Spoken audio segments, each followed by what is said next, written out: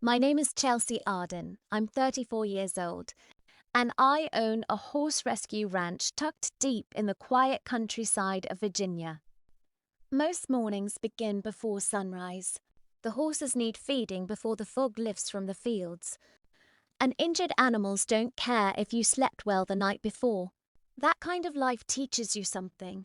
Animals always show their pain honestly. People don't, and the most dangerous people are often the ones smiling across your dinner table pretending they love you. What happened to me started at a family reunion and ended with handcuffs at my mother's birthday party. But before I tell you that story, let me say this.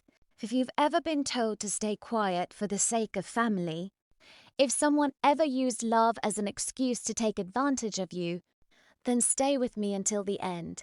Because sometimes protecting your peace means becoming the villain in someone else's story. I didn't grow up wealthy. My father worked long shifts repairing machinery at a local factory, and my mother spent over 30 years serving lunches in the public school cafeteria. We lived in a tiny town where everybody knew everybody's business, and dreams were supposed to stay realistic.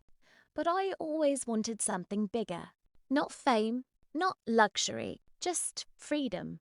After college, I worked as an accountant for a small tax office in Staunton. The work paid the bills, but every single day felt like I was slowly disappearing under fluorescent lights and endless spreadsheets.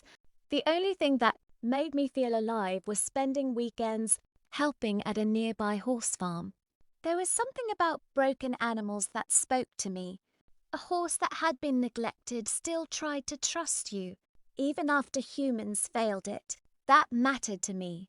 At 26, I used every dollar I had saved and, 12 rough acres, with a collapsing barn and fencing that barely stood upright. Most people called it a terrible investment.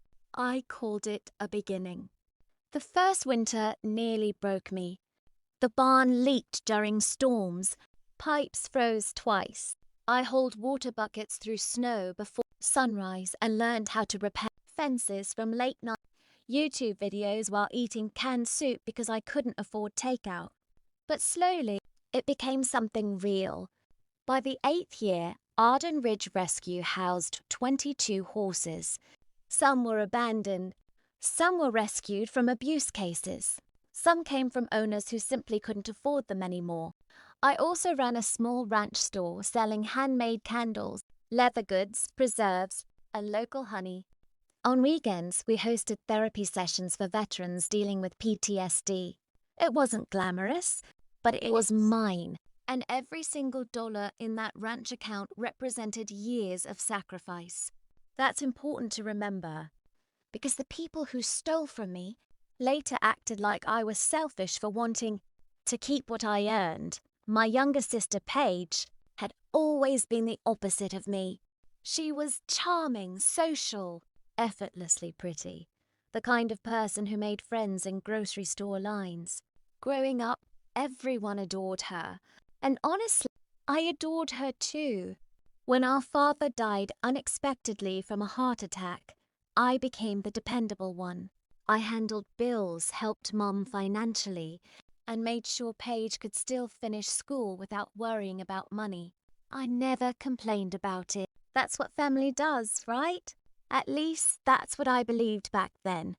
Paige married Garrett Holloway at 24 after dating him less than a year. The moment I met him, something felt off.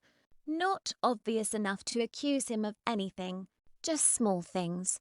The way he talked too much about money. The way he asked questions that weren't really casual. The way he looked at successful people like they personally owed him something. Still, I ignored it.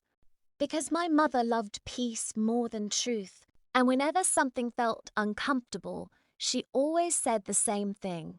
Family should never keep score. At the time, that sounded wise.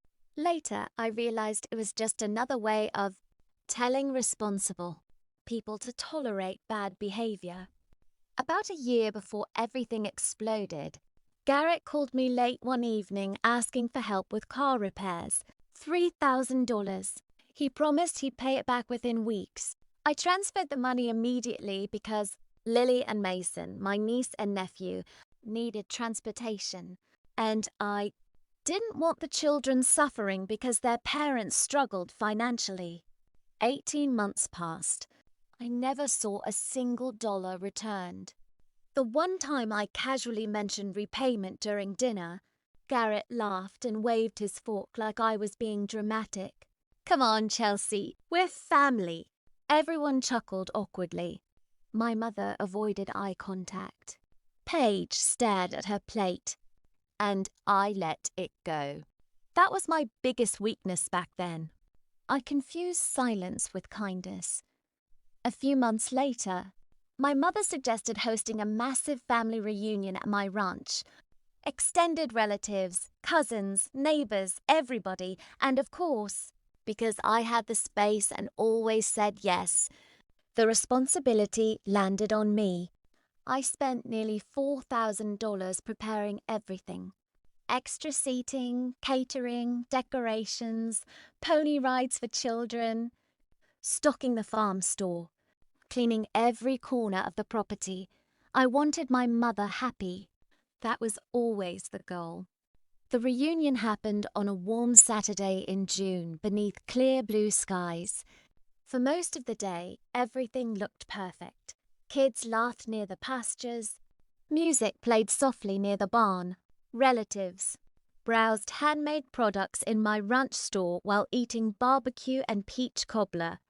At one point, I was using my tablet at the register processing purchases when one of the horses got spooked and kicked a stall door. My stable hand radioed me for help. Garrett happened to be standing nearby holding a beer. Can you watch the register for a minute? I asked. He smiled immediately. Of course. I ran to the barn. I was gone maybe 8 minutes. That's all it took. When I returned, Garrett was scrolling on my tablet. He locked the screen quickly and smiled too casually. Just checking if the card reader froze, he said. Something felt strange for a second, but this was family. Your brain doesn't immediately jump to betrayal when the person smiling at you held your niece during her baptism. So I ignored the feeling. That mistake almost destroyed everything I built. Later that night, after everyone left, I sat in my office reconciling expenses like I always did before bed. Then I saw the account balance. $3,912. I froze. The day before, the operating account held over $50,000. My heart started pounding so hard I could hear it. 3 transactions appeared on the screen. $18,000. $15,000. $14,000. All transferred through Zelle within less than 20 minutes. $47,000 gone. I checked again and again and again. My hands started shaking. At first, my brain refused to process it because numbers that large don't feel real when they disappear suddenly. Then I noticed the recipient initials. G.H. Garrett Holloway. I sat there staring at the screen while the ranch outside remained completely silent. 22 horses depended on that account. Feed bills, veterinary costs, payroll, insurance. That wasn't luxury money. That was survival money. I called Garrett the next morning. He answered casually, talking about how much the kids enjoyed the reunion. Then I asked him directly about the transfers. Silence. 4 long seconds. Then he sighed like I was inconveniencing him. Yeah, we needed it. Needed it. Not borrowed, not apologized for. Needed it. When I told him stealing from my business account was a crime, his tone changed instantly. You've got horses and land and your little store, he snapped. We've got kids and bills. You needed that money less than we did. That sentence changed everything for me because guilty people apologize. Entitled people justify. I tried my mother next. Huge mistake. Instead of outrage, she begged me not to tear the family apart. Then came the sentence I'll never forget. Family doesn't keep score, Chelsea. I stared out at my pasture while holding the phone. 22 rescue horses, one employee depending on me, a ranch built through nearly a decade of sacrifice. And somehow I was being made to feel selfish for wanting my own money returned. That was the moment something inside me hardened. Not anger, exactly. Clarity. The bank confirmed. The transfers came direct from my registered tablet using my ranch Wi-Fi network.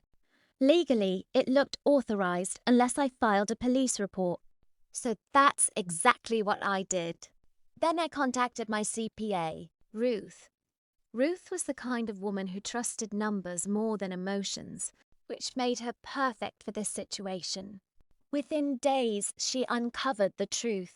The money hadn't gone toward mortgages or medical bills like Garrett claimed. A massive portion went directly into online gambling accounts, sports betting, poker platforms, fantasy betting sites. The remaining cash had been withdrawn through multiple ATMs in small amounts. He wasn't desperate. He was drowning in addiction, and my business became his lifeboat. Things became even worse when I found proof Paige knew. While cleaning storage behind the ranch store, I discovered her jacket from the reunion day. Inside, one pocket sat a folded, printed screenshot of my bank balance taken from my own tablet. At the bottom, written in Paige's handwriting, "Enough. G says yes." 6 minutes before the transfers happened, I remember sitting there in silence, staring at those words, because betrayal hits differently when it comes from someone who shared your childhood bedroom. That note shattered the final illusion I still held about my sister being innocent. She may not have pressed the transfer buttons herself, but she opened the door. The district attorney reviewed everything: bank logs, witness statements, financial tracing, gambling records. The case was strong. Meanwhile, my ranch nearly collapsed financially. I delayed feed payments, postponed therapy sessions, discounted store inventory desperately, trying to cover payroll and veterinary invoices. Some nights I walked through the barn terrified. I'd eventually have to rehome animals because of what Garrett stole. And still, my family kept acting like I was overreacting until my mother's birthday party. That night changed everything. The backyard looked beautiful. String lights across the fence, birthday cake in the center table, relatives laughing around paper plates full of barbecue. On the surface, it looked normal. But I arrived carrying a folder filled with evidence. Every bank statement, every transaction log, every accounting report, every piece of proof. I didn't want drama. I wanted truth. When my aunt casually mentioned hearing I was having money problems, I finally stood up.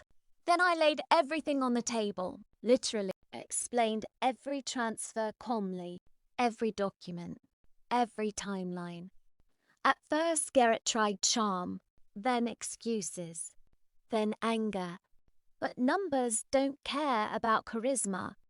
And when I revealed the gambling records, the entire mood shifted. The family finally saw him clearly. Then Paige broke. "I told him not to take that much," she cried. The entire table went silent, because without realizing it, she admitted she knew all along. That moment destroyed whatever remained of our old relationship. Not because she chose Garrett, because she chose silence while watching him rob me. Then came the final moment. 3 loud knocks at the front door. Deputy Earl Beckett entered the backyard in uniform, carrying an arrest warrant. Garrett's face completely lost color. He looked at me like I had betrayed him, which honestly tells you everything about people like that. They believe consequences are cruelty. The deputy arrested him right there beside my mother's birthday cake, while my relatives watched in stunned silence. Paige cried hysterically. My mother looked heartbroken. But I felt strangely calm, because for the first time in my life, I stopped protecting people who were hurting me.